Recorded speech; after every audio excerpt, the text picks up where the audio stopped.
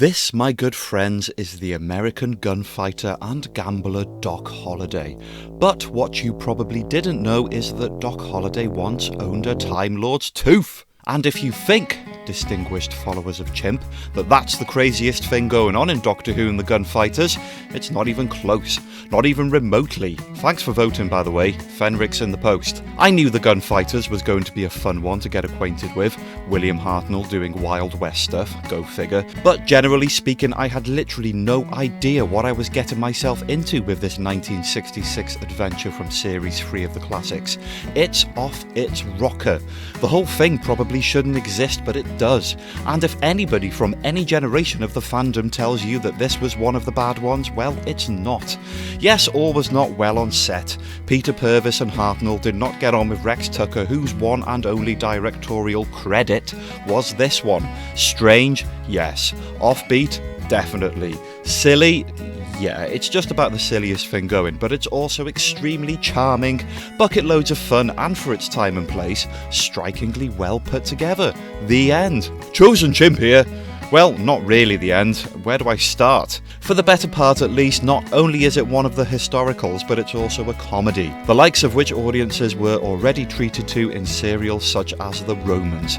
The Romans is also pretty special, but if The Romans was the appetizer for the tongue-in-cheek comedic historical, then The Gunfighters is the main course. You have to see it to believe it. I mean it. Go and watch it. It's on BritBox. The Gunfighters was written by Donald Cotton, whose only other Doctor Who TV credit was The Mythmakers, also a historical, also kind of funny, apparently. Same season, broadcast half a year earlier, completely missing. Another lost treasure. Cotton also wrote target novelisations for both these serials and a further novelisation for The Romans, which, if I got this right, touched on some of the more hedonistic nuances left out of the TV story. Speaking of which, there's one or two of those in the Gunfighters. What's that, Charlie the barman? Kate's already out someplace, understand? Wink wink. Kind of bizarre to see any kind of sex education in Doctor Who. See what I did there. Back to Donald Cotton, and by the way, thanks to my old pal Stephen, who helped me with my Ensign Mystery videos from back in the day. This time around he pointed me in the direction of an amazing podcast all about Donald Cotton, who in himself is something of an enigma. These particular episodes of Mythmaker weaves a very interesting backstory on the guy, very well journaled. Visit patreon.com/Donald Cotton for more details. I've posted a link below. Listen to it, it's great. The story takes place during the October of 1881 in the American town of Tombstone and follows a similar sort of sequence of events as depicted in movies such as Tombstone and Wyatt Earp, minus the time travellers and a boatload of other historical inaccuracies that you avid lovers of Wild West history can pick out to heart's content. The way I got it figured, the wronger it is, the more fun it is, right? Tough crowd. But look at these sets, they're brilliant, as are the stiff backgrounds, as are the costumes. Stephen comes out wearing a stupid cowboy costume, and he looks completely out of place because he would, he's a time traveller. It's just like Dan and his pirate outfit in Legend of the Sea Devils, or maybe more accurately, Marty McFly when he does the whole Clint Eastwood shtick. Completely out of place, and it helps to imply added realism to the actual costumes of the setting. Genius, it works really well. Yes, it's not without its flaws. Apparently Donald Cotton really went out of his way to find Canadian and American actors, which proved more troublesome than he hoped for. The accents in this, I swear, despite the Americanisms, you can hear that Britishness poking through. But all these characters, they're all real people from the real-life Wild West. I can corroborate that in this serial Peter Purves can't decide if he's English or American, but that doesn't veer you off course for any length of time. Straight away I can debunk the hatred that this reportedly received from back in the day.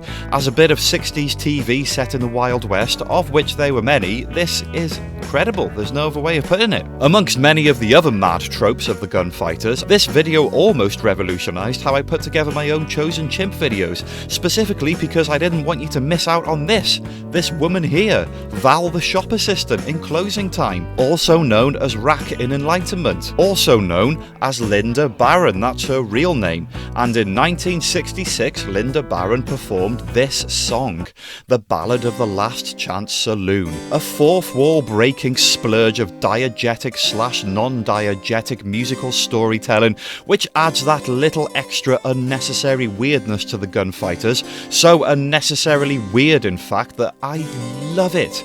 Look at these lyrics, it goes on forever. It sets the opening, and that seems pretty normal enough, but then it just carries on throughout the entire story, singing about the thing that's happened at that exact point. Pretty early on in this adventure, Stephen and Dodo appropriate the song and play it in the saloon in a kind of endless loop. Stephen gets bored of singing it, but Dodo does not get bored of playing it. And even after this scene, it just carries on. Every time something significant happens in this story, the song will tell us about it. This is unheard of in Doctor Who, except maybe sort of from this guy in The Greatest Show.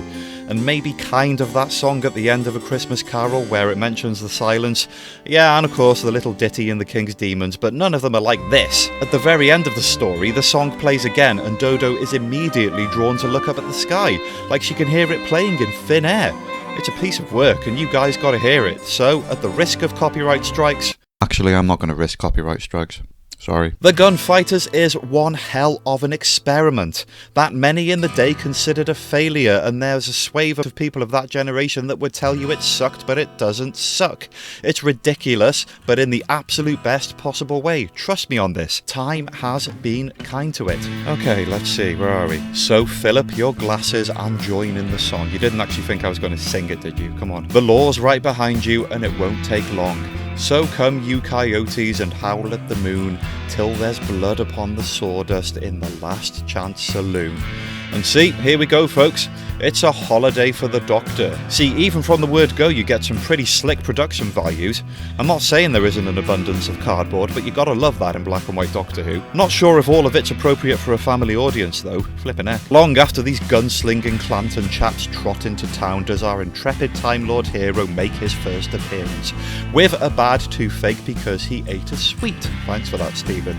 Whether good hygiene and anaesthetics are available in this time period or not, he must find a dentist and fast. Stephen and Dodo are fully psyched at being in the Wild West. The Doctor gets his hat for the cereal, and Stephen appears to have taken the gun from the Doctor's favourite collection of guns. What? Okay. Anyway, enough dilly-dallying. Wyatt Earp's here. Costner, Russell, Lancaster. Earp is here to bring law and order to the town of Tombstone because the Clantons are out for revenge. That's the gist of the historical premise, so on we get to the meddling. Here's Mr. Trouble himself, Doc Holliday, Kilmer. Did I mention that he's also a dentist? Good choice, TARDIS. He's on the straight and narrow after his days of gunfighting. Not that the Clantons care. Holiday killed their brother, revenge and stuff. The Doctor doesn't really care either, though he's doing a sterling job integrating with the locals and altering the names of his companions to make them seem more like a travelling band. So behold, Miss Dodo Dupont, Wizard of the Ivory Keys, and Stephen Regret Tenor, and he calls himself Dr. Caligari. Look, I don't know what he's talking about either. Gibberish. But these introductions are sufficient enough for the local sheriff to squeeze in the Doctor Who line, and Hartnell replies, yes, you're quite right. Haha, the Doctor is looking for a sign. Any kind of sign that there is something somewhere nearby that deals in teeth. Ah, cool. And batten down the hatches, here's a bit of kink. So this is Kate Fisher, known historically as Big Nose Kate. Peculiar. Doc Holliday's lover, and that's Charlie the barman, who is a big old wuss and gets killed later down the line. I think the idea is that Big Nose Kate is meant to be the one singing the Ballad of the Last Chance Saloon. I think. It's tricky to tell. The Doctor is pleased to realise that in this particular establishment he is customer number 1. And this scene should be portrayed as being a lot more horrific than it actually is. The only form of anaesthetic is to either be brained by a pistol or to drink some rum, which the Doctor declines on the ground that he doesn't touch alcohol, which we know it isn't true, as he'll be the first to tell us, the viewer, directly while saying Happy Christmas. Can you believe that the Doctor actually says, I do hope you know what you're doing? How can you not fall in love with that face? And that's it. Goodbye, Tooth. In the next scene, it's there, drenched in blood. So, where we at? It's your last chance of boozing where there's no one to mind. It's your last chance of losing and the first place you'll find where there's blood upon the sawdust in the last chance saloon. Those last two lines are the recurring chorus, by the way. When there's blood upon the sawdust in the last chance saloon. Blood upon the Doctor's flipping tooth, more like. At the actual last chance saloon, these Clanton joiks want some music. At just the exact point where Slippy Stephen and Miss Dupont enter the fray. Stephen and Dodo pretty much own this serial, by the way. I can't stress that enough. The performance given by Peter Purvis and Jackie Lane are stellar throughout. Physical comedy and drama in exemplary fashion. Gives Hartnell a run for his money, and that's saying something. And here comes the big fat plot point. point. The vengeful Clantons don't know what Doc Holliday looks like, so Doc mixed up with Doc. This guy comes a knocking and says Holiday, and the doctor goes, yes, I suppose so, no follow-up questions. And the real Holiday plays the hand like the shark that he is. Mistaken identity, that old chestnut. The first episode ends with Stephen and Dodo being forced to sing the Ballad of the Last Chance Saloon over and over, forever and forever. That's one hell of a ballad. And that's the cliffhanger for episode 1. It just fades out. Like it's infinite.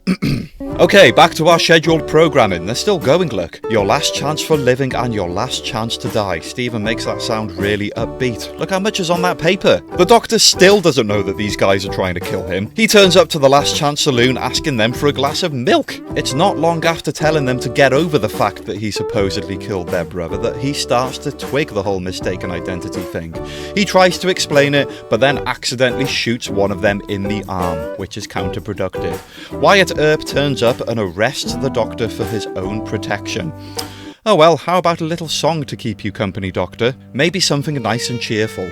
You've a good chance of dying, it's your last chance to hide. There won't be no flying till your last long ride. Thanks for that, Linda, really helps. Stephen's siding with the baddies to break the doctor out of jail. The Clantons promise an honourable discharge for the doctor, and that makes Stephen a very gullible twit. Meanwhile, Dodo and Kate spark a bit of a friendship while they're shacked up in the top floor of the Last Chance Saloon, with Kate talking about Doc Holliday being the best out of all of her infatuations. After, of course, naming Billy the Kid, Jesse James, and Johnny Ringo. And there he is, look, the villain of the piece, Johnny Ringo. Sweaty bean. Right, so Stephen's rescue plan. Making Ian Chesterton look good since 1966. He gives the doctor a gun so he can bluff his way out, which seems ridiculous, but Wyatt doesn't actually bat an eyelid at the fact that it's magically appeared in the doctor's hand since he's been in prison. Honestly, this entire scene bewilders me. Next we know the doctor then passes Earp the gun and casually reveals Stephen's plan. Why? Not only that, but he even tells Wyatt to tell Stephen that he doesn't want to get out of jail. Cut to the next scene where William Hartnell physically reaches over and lets himself out with Earp opening the door for him. Take that, Prison Break. The Clantons rally a full-blown mob to storm the jail, using Stephen as a bargaining tool, and they've also stolen Doc Holliday's dentist chair, which brings him out of hiding. Shortly after this, Doc Holliday commits the first of 2 smacks to Dodo's posterior. I bet Bradley's Hartnell's doctor fully approved of that. Oh yeah, I forgot, this character is Seth Harper, getting massively killed, and boy, that table sure does wobble. You've a good chance of swinging, and it's your last chance to hide, and your last chance at singing till your last long ride. No, it's not true, is it?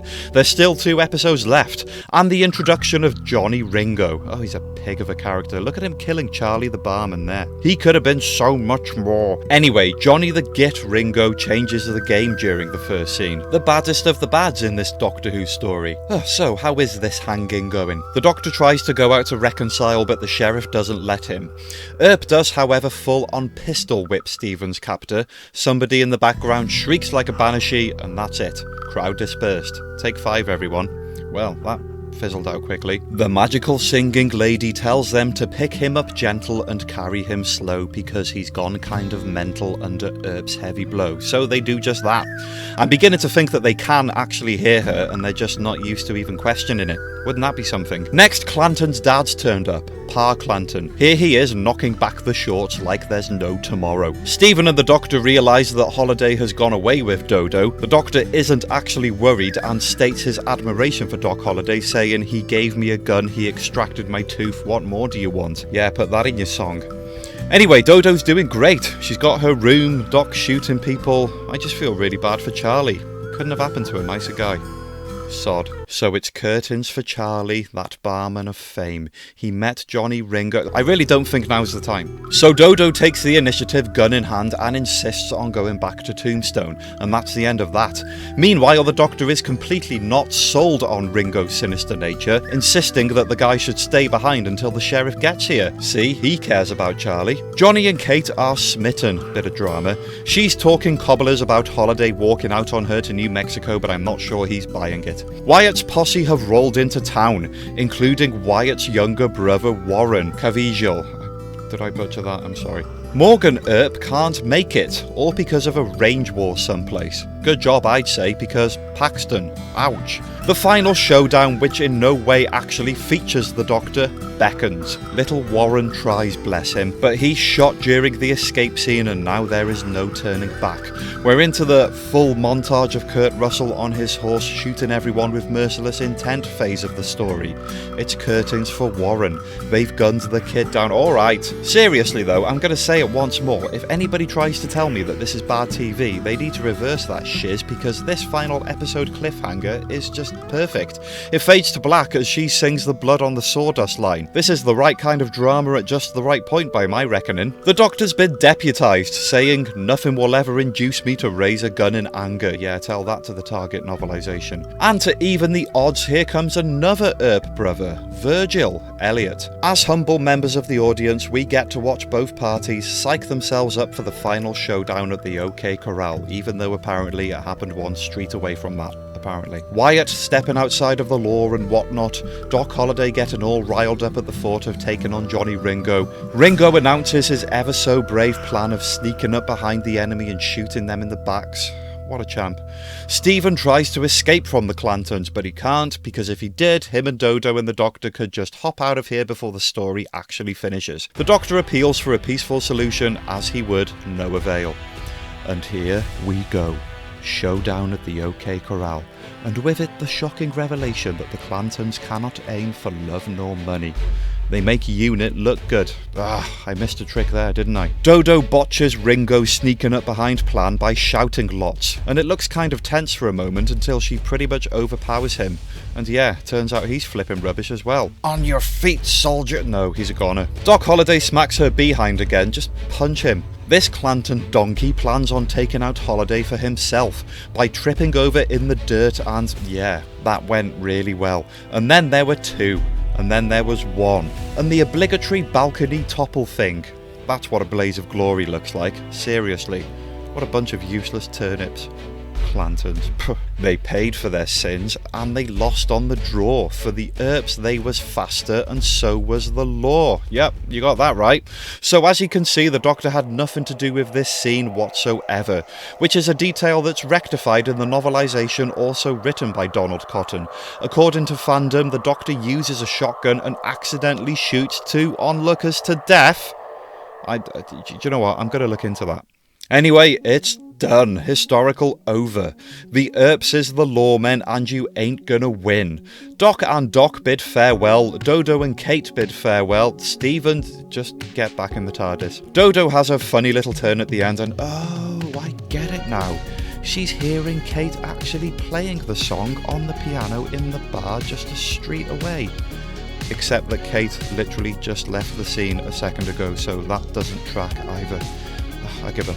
The Doctor tells Dodo that she's fast becoming prey to every cliché in the known West. If I had the means to do so, I would explain to the Doctor that mysterious sound waves floating in midair aren't really a cliché of the Wild West. But I don't want to spoil it for him. We're here to have fun. What other Doctor Who stuff would you like me to talk about? Sound off in the comments, and don't forget to hit subscribe. Have a good one.